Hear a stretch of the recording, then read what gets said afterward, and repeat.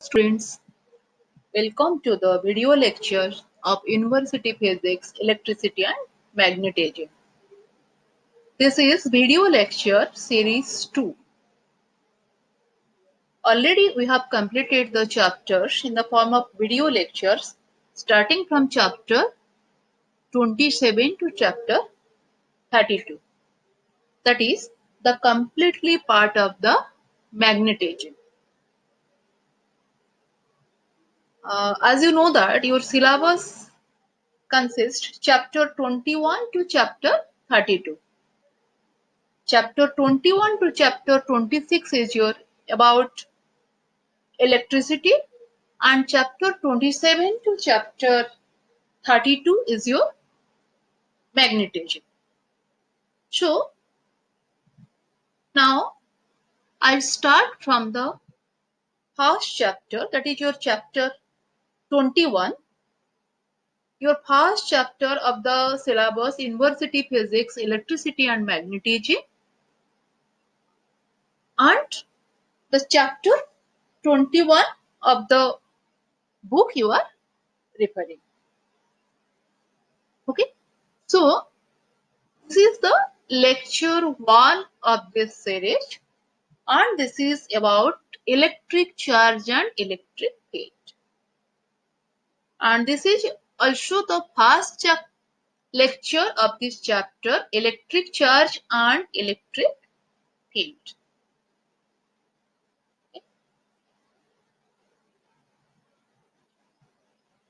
So let me give you a very brief introduction about electric charge.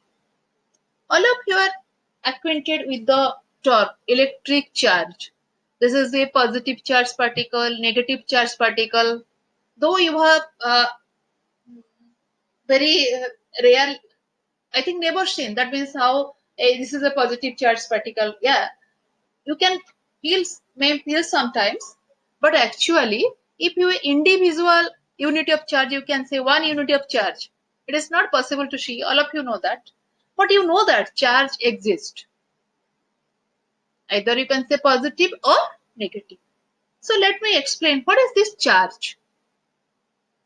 When you are discussing any electromagnetic interactions, it should involve the particle which contains charge. Whenever you are saying current, this is the flow of charge. So you can say all the electromagnetic interactions involve the particles that have a property called electric charge. You can say the charge is an attribute that is as fundamental as mass. So as mass to your gravitational force, your charge to your electromagnetic interaction. Okay. So you know that objects with some mass are accelerated by gravitational forces. Similarly, electrically charged objects are accelerated by electric forces. As already I have told, electric currents are simply streams of charged particles flowing within wires in response to electric forces. Even the forces that hold atoms together to form solid matter and that keep the atoms of solid objects from passing through each other are fundamentally due to electric interactions between the charged particles within the atoms. When charges are at rest, they exert electrostatic force on each other. Even if one charged particle is at rest, if another charged particle comes near it, it experiences force. And one important thing is that conservation of charge. The algebraic sum of all electric charges in any closed system is constant. Or you can say charges neither be created nor be destroyed. Even if you say atom, it is electrically neutral. All of you know that. because the number of electrons is equal to number of protons. So another important thing is that your charge is quantized. Charge is quantized. So what do you mean by it? The magnitude of charge of electron or a proton, both are having same charge, but electron is negative charge particle and proton is a positive charge particle. And what is the charge of an electron or proton? Magnitude of the charge 1.6 into 10 to the power minus 19 coulomb. As you know that the unit of charge is coulomb. But what do you mean by charge is quantized? So that means either you can say when a body is having some charge or a charged body, the magnitude of the charge is either 2e, 3e, 4e, 5e. That means any multiple of e, integral multiple of e, or minus 2e, minus 3e, minus 2e. The charge of an object cannot be equal to 3e by 2 or 5e by 2. That's why we are saying the charge is quantized. Always it is integral multiple of e, that is 1.6 into 10 to the power minus 19 coulomb. And what do you mean by body is charged? That means either it contains some extra positive charge or it contains some extra negative charge. Let me clear one thing. You may know this also. If you consider any material, maybe a conductor, insulator, or semiconductor, whatever it may be, when you consider a material, generally it is electrically neutral. Suppose let us consider an element, then it is electrically neutral. Then if you consider an isolated atom of an element, it is also electrically neutral, because the number of protons is equal to number of electrons. But all of you know that the neutrons and protons, they are inside the nucleus, and the proton is comparatively heavy, and the conduction property, magnetism property, everything is due to the electrons. Electron is wholly responsible for conduction and magnetic properties and so many other properties. Because electron revolves around the nucleus, or in conductor you can say the electrons revolve on the surface of the conductor or surface of the metal. So that means generally when we are saying a particle is charged, means it is due to the electron. That means it may accept some extra electron, then you are saying it is negatively charged. When it loses some electron, whatever may be the process, you can say it is positively charged. So in general, when we are saying a particle is charged, something is charged means either it is having excess of electron or it loses some electron. Okay. So this is about the charge, and charge is as much as fundamental as compared to mass. What is the role of mass in, you can see, in the gravitational field? The role of charge is the same as that of in the electric field, or you can say electromagnetic field. And you know that two particles exert force on each other, gravitational force. If you consider any two particles in the universe, they exert force on each other. But generally, we are not able to uh, observe this force. The magnetic magnitude is less, and when you consider one body, it is acted by many forces due to many other particles. So, which force you can experience? The gravitational force of Earth on any body, because you know that the mass of the Earth is very much more, so you can observe this. But each particle in the universe experience a force due to another particle, and if you consider the Earth's field as the gravitational field, then each particle in the Earth's gravitational field. And let us come to the Earth's gravitational field experience a force due to the Earth. And all of you are acquainted with the term acceleration due to gravity. Now, similarly, what happens when two charged particles are there? One isolated charged particle is there. If another neutral particle comes to it, there is no interaction between them. But if one charged particle is there and another charged particle comes closer, then it experiences a force. So that means when two charged particles are there, both exerts force on each other. The magnitude and direction of the force is explained by a law known as Coulomb's law. And what is this? What is the magnitude of this force? The magnitude of the electric force, or you can say electrostatic force, if two charges are at rest between 2 point charges, is directly proportional to the product of the charges and inversely proportional to the square of the distance between them. Isn't it similar to gravitational force? Your gravitational force is what? It is also equal to your gravitational force equal to gravitational constant into m1 into m2 by r square. That means directly proportional to the product of the masses of the two bodies and inversely proportional to the square of the distance between them. In this case also, the electrostatic force is directly proportional to the product of the two charges and inversely proportional to the square of the distance between them. So you can write AP equal to K into Q1 Q2 by R square. K is a constant, it is proportionality constant, and its numerical value is 1 by 4 pi epsilon 0 in SI system. Okay, so generally here we are using SI system, its value is 1 by 4 pi epsilon 0. And what is epsilon 0?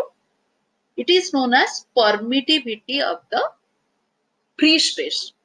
Here we are defining the force between 2 point charges which are present in free space, not in between a material.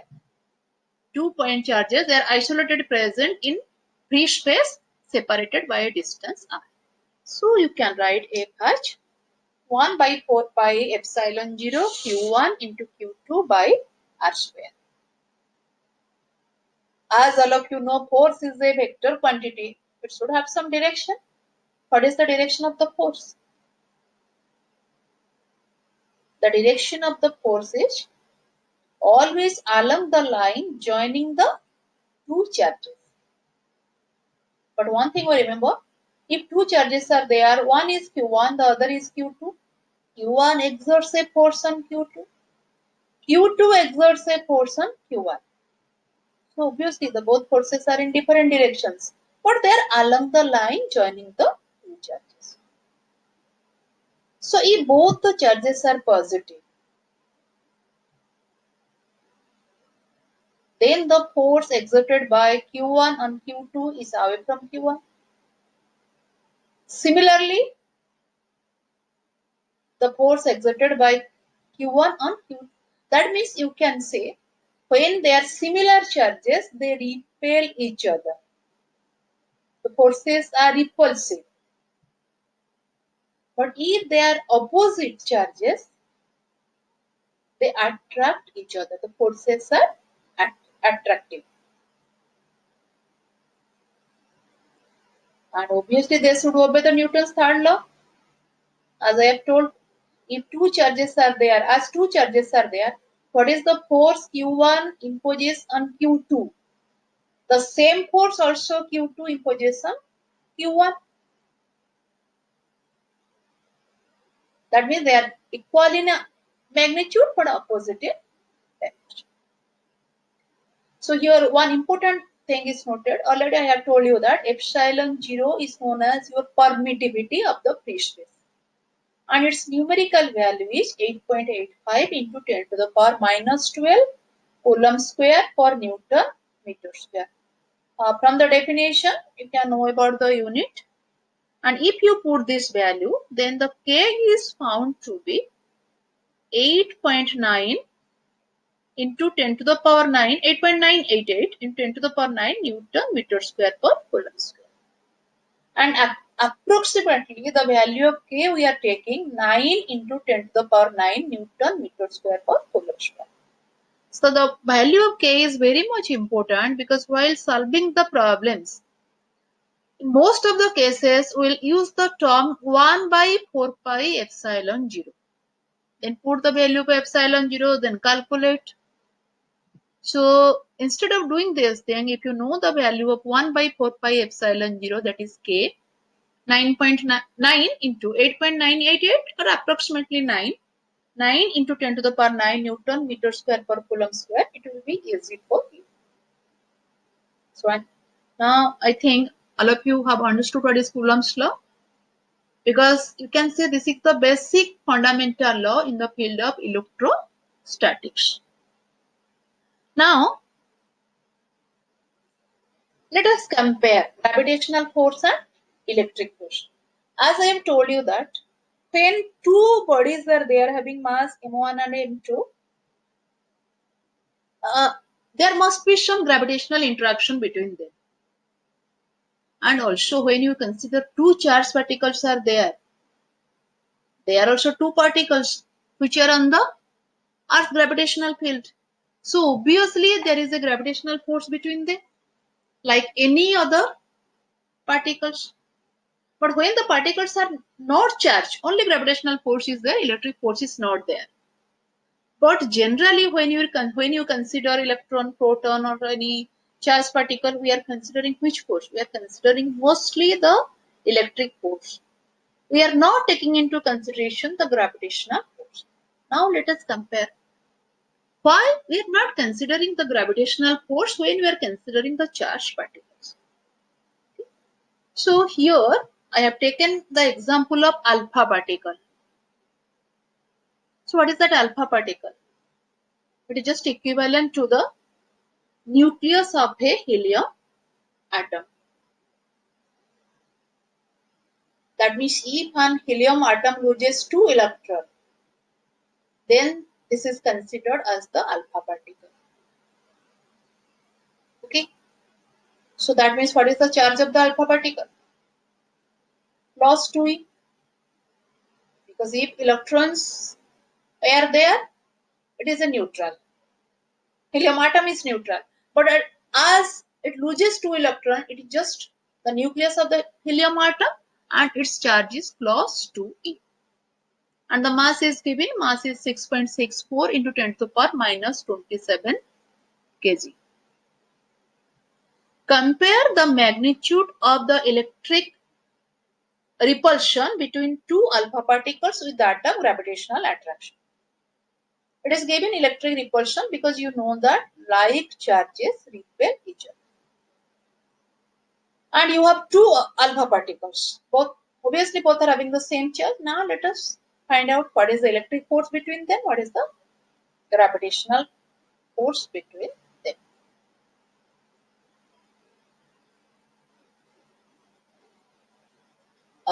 Just we have discussed how can you find the electric force according to Coulomb's law. What is the magnitude? 1 by 4 pi epsilon 0 q1 q2 by r square. Let us assume that they are distance apart.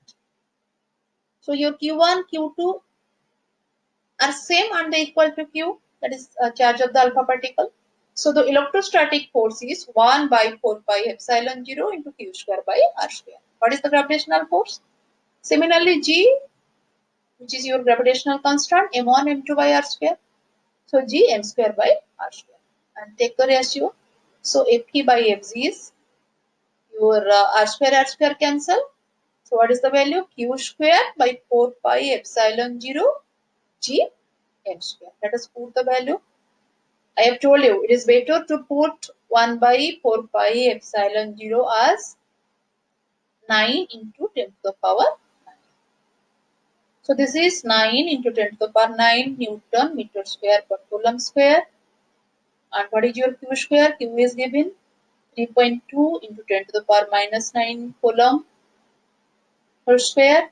And what is the value of Z? 6.67 into 10 to the power minus 11 Newton meter square per kg square. And the mass of the alpha particle is given 6.64 into 10 to the power minus 27 kg per square. So it is found to be 3.1 into 10 to the power 35. So that means the electrostatic interaction between two alpha particles is 10 to the power 35 more times that of the gravitational force.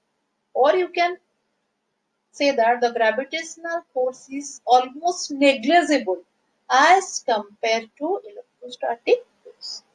So when you are considering any two charged particles, either the electrostatic force of attraction, or you can say the repulsion, depending upon whether both are, when you consider two particles, both may be similar type of particle, may be different, one is positive, the other is negative, maybe both are positive, but whatever may be the case, the electrostatic force of interaction is much more in comparison to gravitational force of interaction.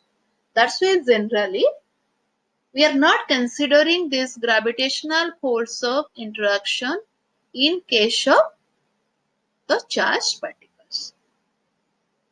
Okay. So now come to another.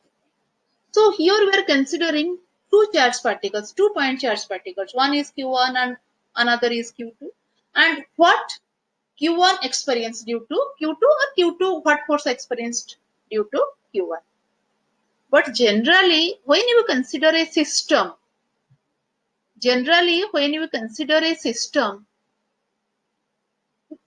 we are not uh, observing there is only one charged particle. Generally, a system of charged particles, or you can say number of charged particles. So in that case, how can you find out what is the force on a third charge?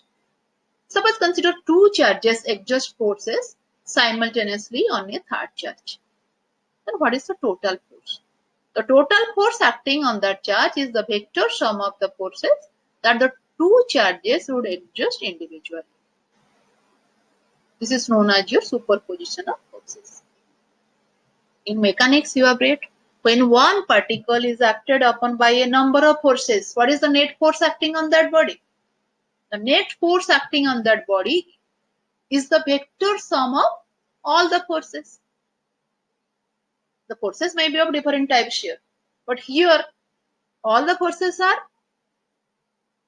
electrostatic forces, but whatever it may be, these are forces and vector quantity.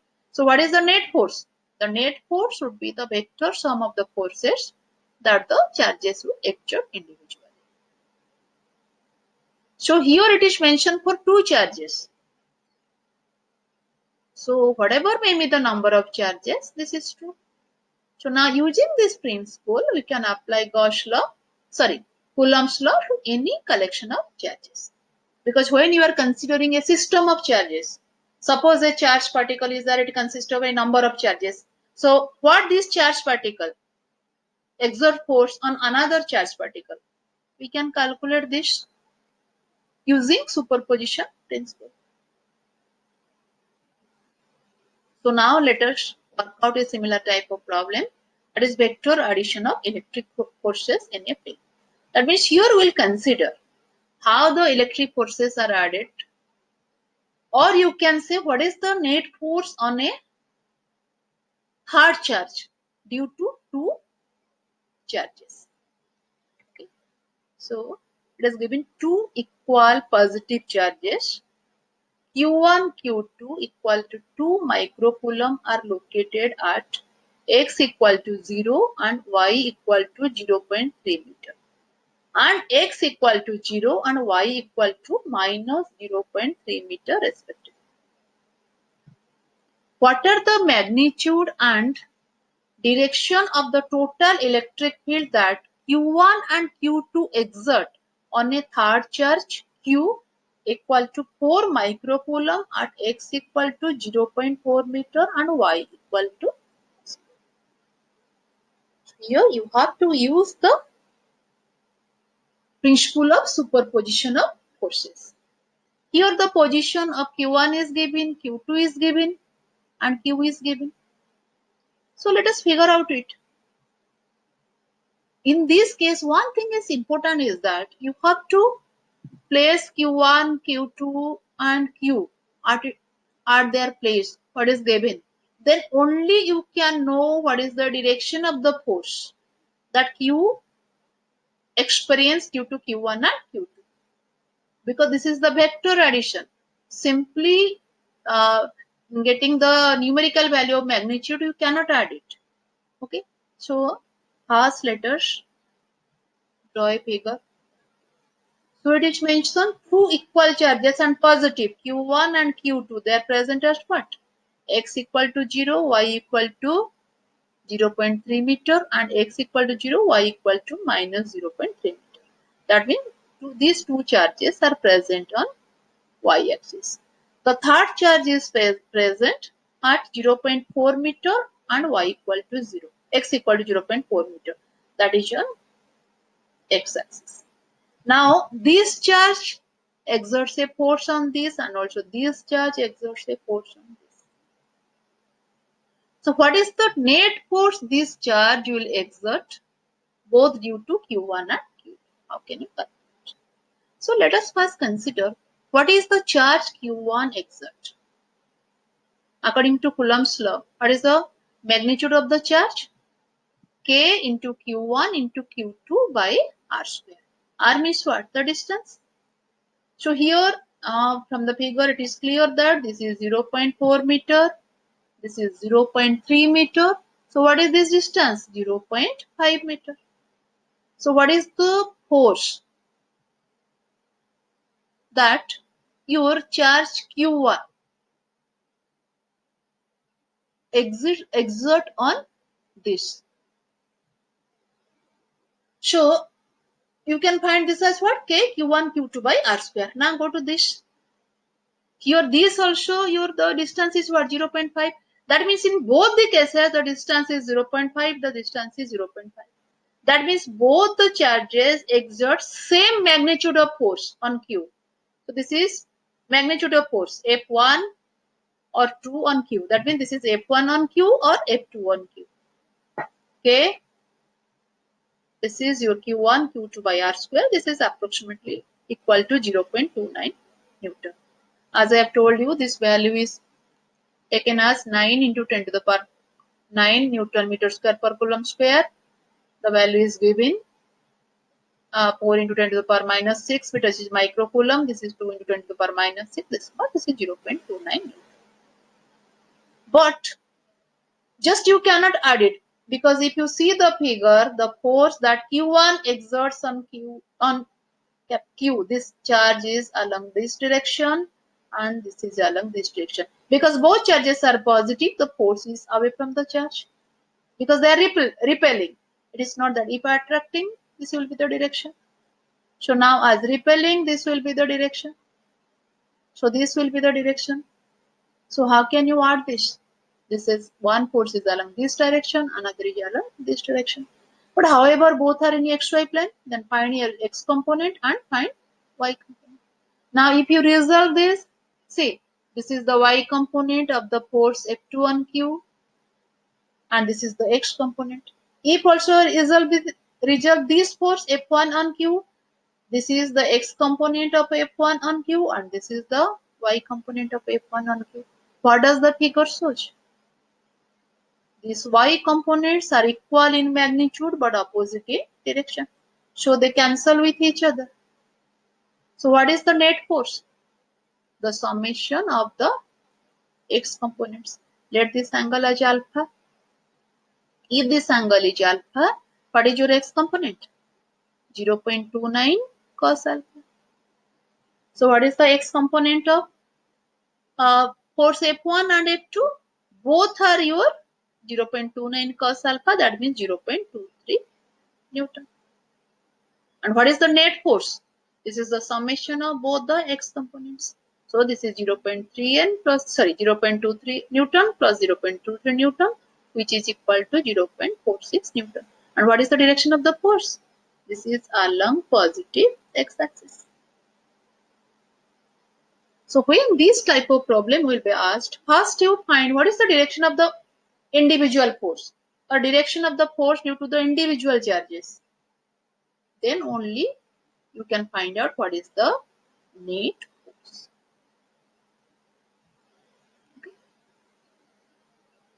So we have discussed so many things about the Coulomb's law and force. Now let us test how much you have understood. This question is related to the last problem or last example about the superposition of forces.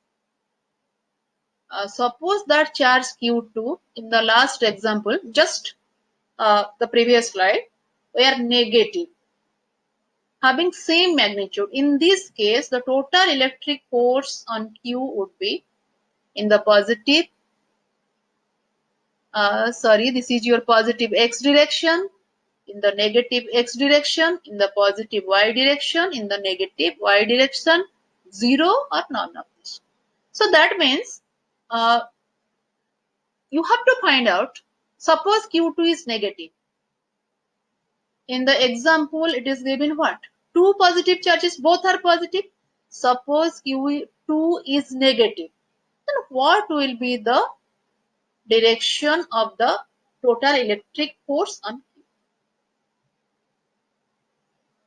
The possible directions are positive x direction, negative x direction, positive y, negative y, or if any inclined direction. Let us find out what will be the direction. When both are positive, this is along positive x direction, already we have discussed. But when Q2 is negative, what will be the direction?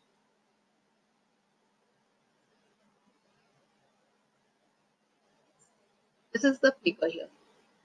If you go to the last figure here, this is taken as positive, this is taken as positive. I have not mentioned this distance, because here only our aim is to find out what is the direction of the net force. But the directions are same. The magnitudes of Q1 and Q2 are same. This distance is same. Nothing is changed.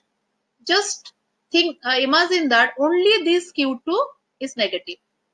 The magnitude remains as same, but this is negative. As magnitude remains same and Q1 remains exactly same, the direction of the force that Q1 exert on this third charge Q doesn't change. The direction is same, the magnitude is same, everything is same. But here Q2, this becomes negative. Previously, we have taken this as positive. When this was positive, the direction is like that, away from that charge. But it is what? This is negative, this is positive. So what force Q2 exerts on this? This is attractive. That means Q2 attracts Q towards it. So this is the direction of the force. Now when you resolve this force, this is your force. What is this? This is your force F1 on Q. So this is the x component of F1 on Q, and this is the y component of F2 on Q along negative y axis. Now if you resolve this, force, that is F2 on Q, how can you resolve? This x component is along negative x axis. This is your F2 on Q x component, and its y component is along negative y axis. So x component is along negative x axis, and y component is along negative y axis. In this case, it is along, x component is along positive x axis, but while y component is along negative y axis. So in that case, the x components cancel with each other. The x components cancel with each other. So the net force is along what? The net force is along negative y direction. So the net force is along negative y direction. So now some assignment for you can think. If when both are negative, what will be the direction of the force? When Q1 is negative and Q2 is positive, what will be the direction of the force? You work out words, so that you will have the clear idea about the uh, calculation of the electric force on a third charge by applying the superposition principle. So this is about the Coulomb's law and electric force, and how to calculate the electric force when more than one pore exerts force on a third charge. So in the next class, we'll discuss about electric field and electric field calculations, and what is the electric field due to a system of charges. In the next class, we'll discuss this. And thanks.